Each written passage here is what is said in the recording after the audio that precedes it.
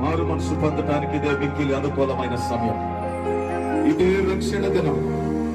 ప్రియులారా, క్రిస్టమస్ అంటే, క్రీస్తు జన్మదినం అంటే పాపపు హృదయాన్ని కడుక్కొని పరిశుద్ధంగా మారటమే అని దైవజనులు చెప్పారు.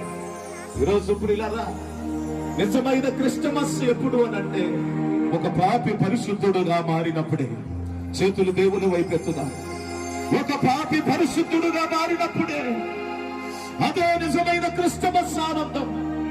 నువ్వు త్రాగుతూ, బూతులాడుతూ, వ్యభిచారిగా జీవిస్తూ, చుట్టలు దాగుతూ, సినిమాలు చూస్తూ, మందు దాగుతూ, గొడవలు పెట్టుకుంటూ, భార్యను కొడుతూ, భర్తను తిడుతూ, ఇష్టానుసారంగా బ్రతుకుతూ, ఇది నిజమైనటువంటి క్రిస్టమస్ కాదు.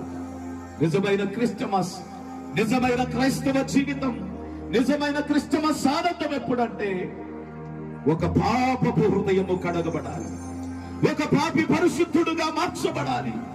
పాప సహితుడు, పాప రహితుడైనప్పుడే నిజమైన క్రైస్తవ్యం, నిజమైన క్రిస్టమస్. నికోదేము తన బ్రతుకును మార్చుకున్నాడు. సమరయ స్త్రీ తన బ్రతుకును మార్చుకుంది. పాపాత్మురాలైన స్త్రీ తన బ్రతుకును మార్చుకుంది. సిలువలో ఉన్న దొంగ తన బ్రతుకును మార్చుకొని నన్ను జ్ఞాపకం చేసుకో అన్నాడు.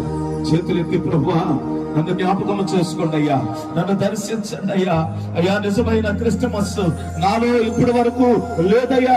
ఇక నుంచి నేను పరిశుద్ధంగా బ్రతుకుతూ క్రిస్టమస్ ఆనందాన్ని నేను కలిగి జీవిస్తానయ్యా.